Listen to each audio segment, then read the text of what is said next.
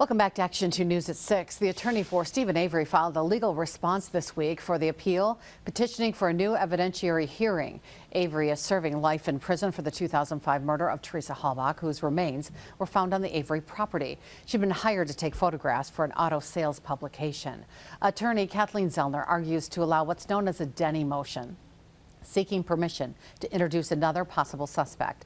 Zellner says witness testimony not heard in the original trial places Teresa Halbach's RAV4 in possession of someone else before it was found on the Avery property. That testimony would also contradict the main witness against Steven Avery at trial and point to that person as a suspect. It could also lead to expanded DNA testing on the vehicle. We're not naming that person as there are no charges to support the theory. The case is currently before Wisconsin's 2nd District Court of Appeals.